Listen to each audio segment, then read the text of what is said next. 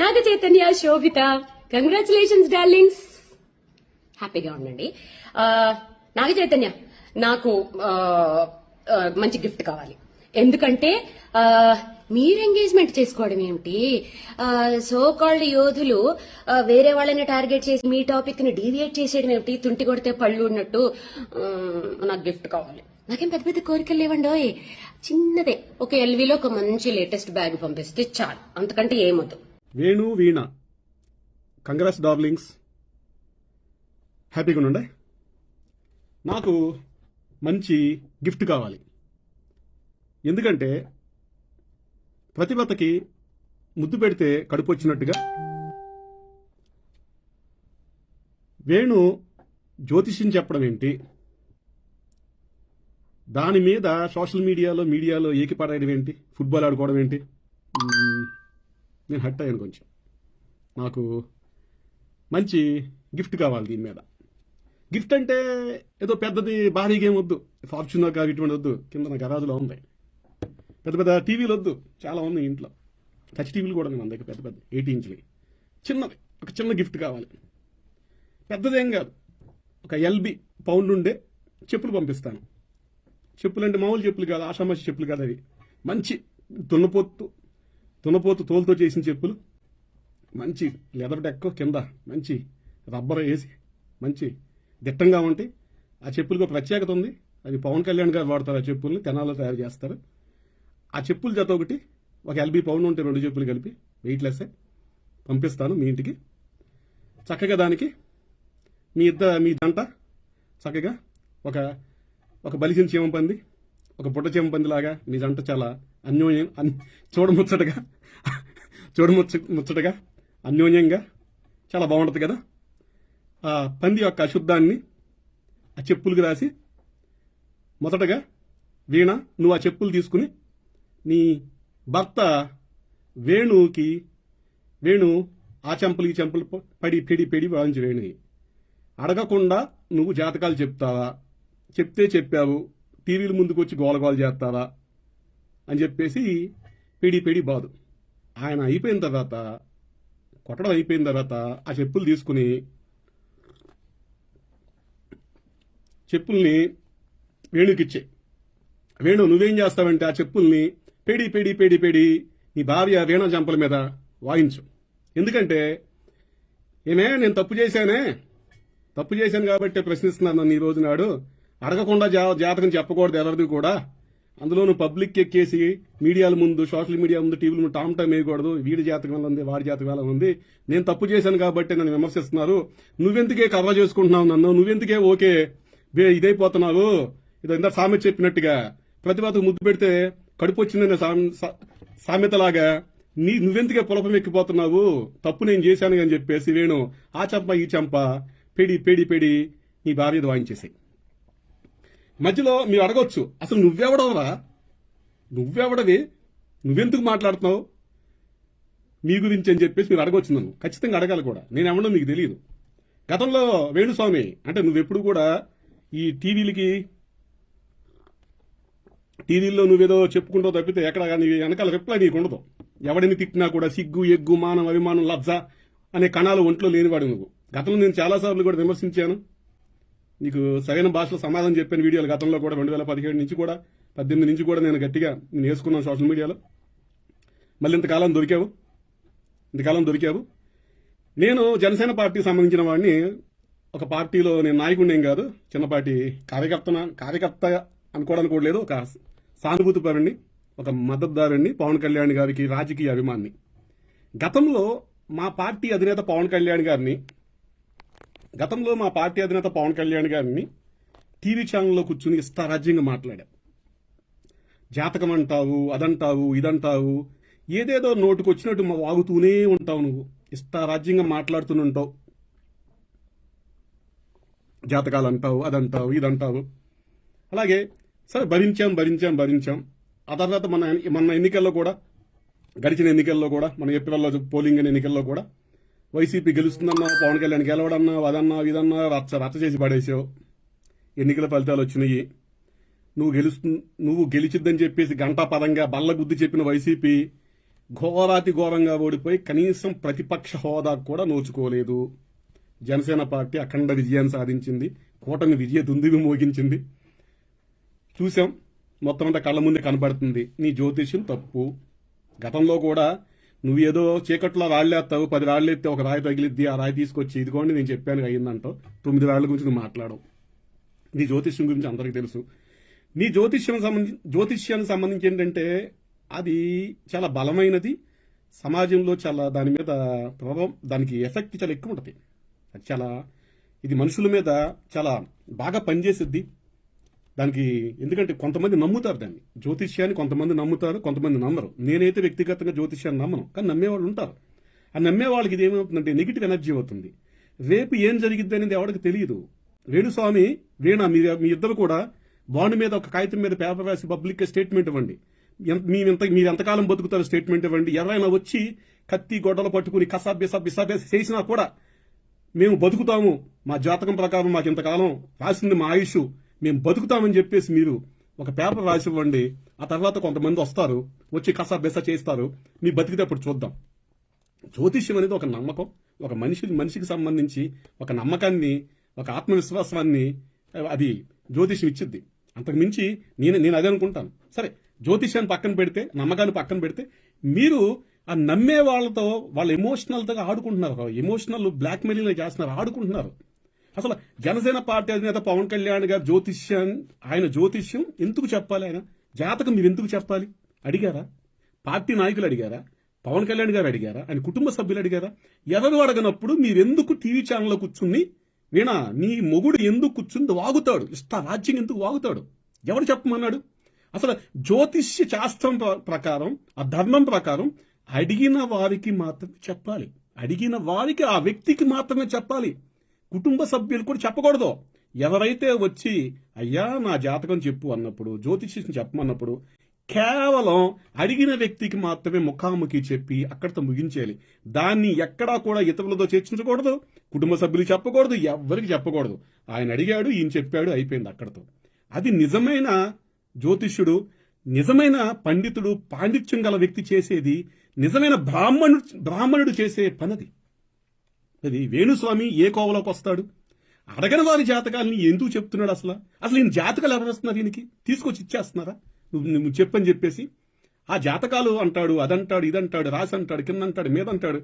వాళ్ళ బతికేతే వాళ్ళు బతుకుతుంటే ఒక పవన్ కళ్యాణ్ గారనే కాదు, అసలు సినీ ఇండస్ట్రీ సెలబ్రిటీ మీద పడిపోతాడు, రాజకీయ నాయకుల మీద పడిపోతాడు.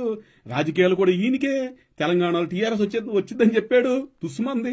ఇక్కడ వైసీపీ అన్నాడు, తుస్సుమంది. కేంద్రంలో బీజేపీ రాదన్నాడు, అక్కడ వచ్చింది. ఒకటేంటి, ఇప్పుడు ఒక రాజకీయాలకు సంబంధించి ఒక సాధారణ వ్యక్తిగా, ఒక ఓటర్గా చెప్పు తప్పులేదు. ఒక కామన్ మ్యాన్ గా ఇదిగో ఈ పార్టీ గెలుస్తుంది అని అనుకుంటున్నాను, తప్పులేదు దానికి.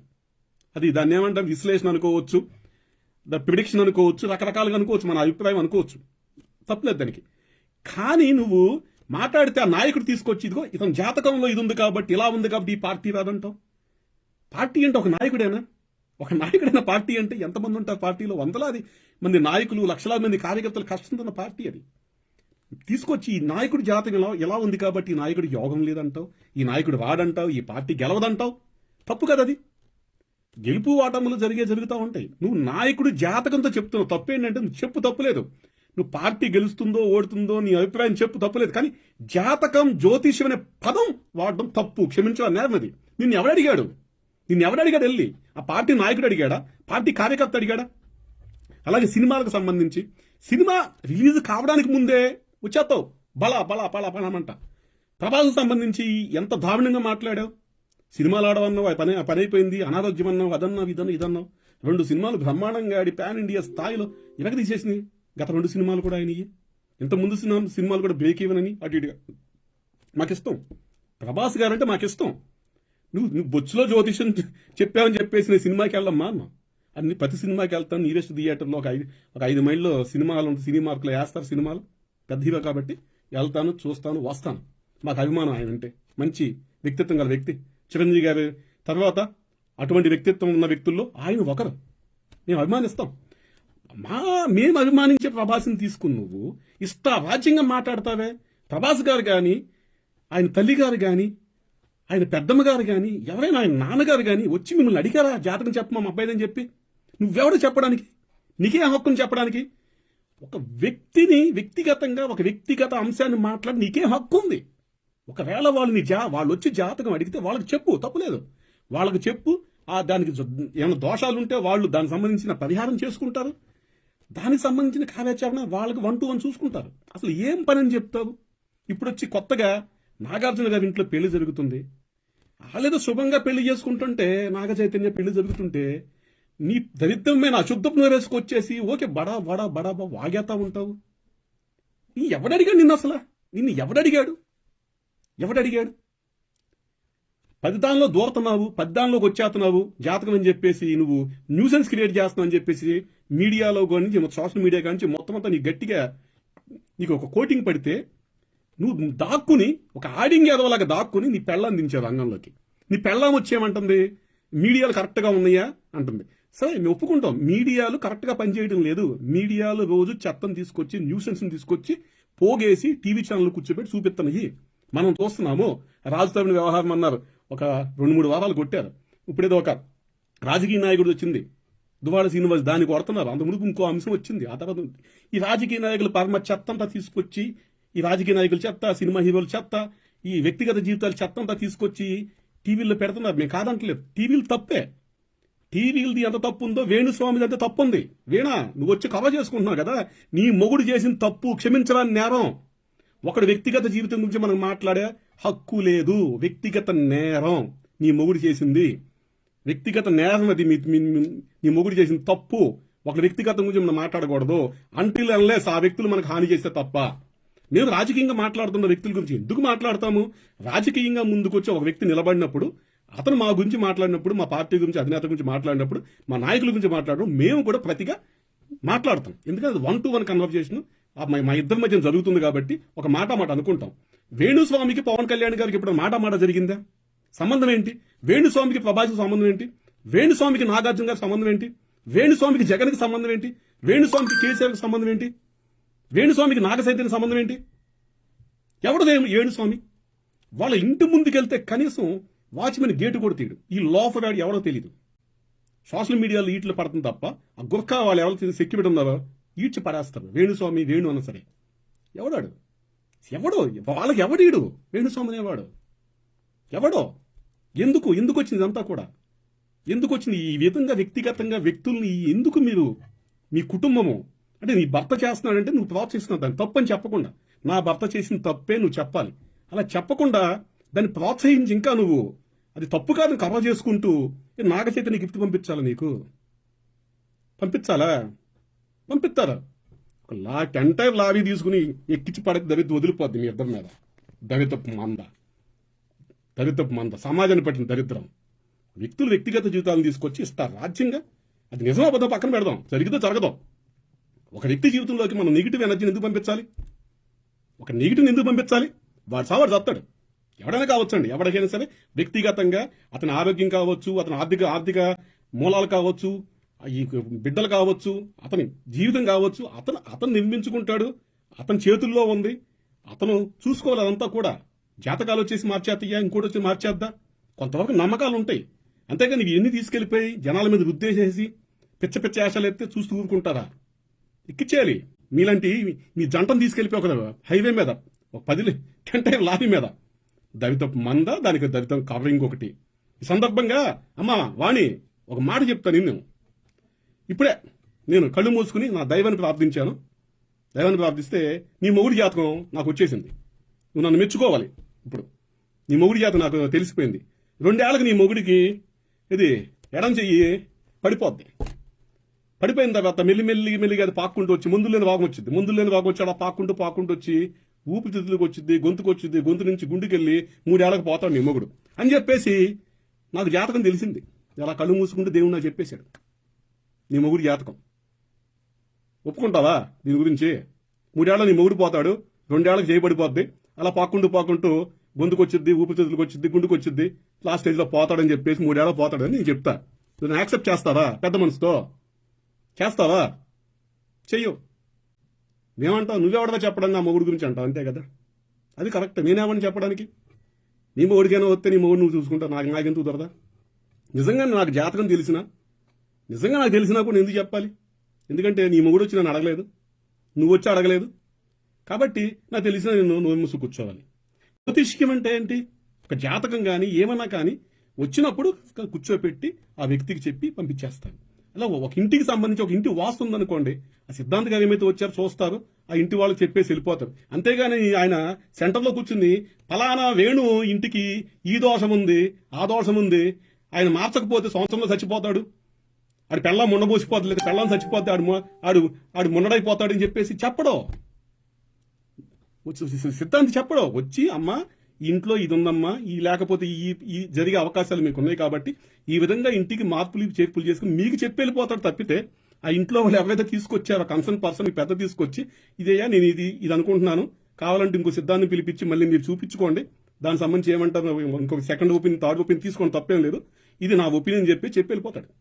అంతేగాని ఊరి సెంటర్లో మీటింగ్ పెట్టి మైక్ పెట్టుకుని చెప్పడం, పలానా వేణు ఇంట్లో ఈ దోషం ఉంది, ఆడు సత్తాడు, పలానా ఆడి మూగ లేదా ఆడి పెళ్ళం వాణి ముందు చచ్చిపోతుందని చెప్పడం, అది అది వాస్తు శాస్త్రం కాదది. ఆయన అక్కడ చెప్పేసి వెళ్ళిపోతాడు. ఇక నుండి అయినా సరే నీ మొగుడికి చెప్పు. ఏం చెప్తావంటే ఆయన జ్యోతిష్యం చెప్పుకోమని చెప్పు, ఎవ్వరు అభ్యంతరం పెట్టరు. అడిగిన వారికి చెప్పమని చెప్పు, అడిగిన వారికి మాత్రమే చెప్పమని చెప్పు. 1 to 1 ఎవరైతే అడిగారో వాళ్ళ దగ్గర డబ్బులు తీసుకుని ఆ ఫీజు తీసుకుని ఆ వ్యక్తికి చెప్పమని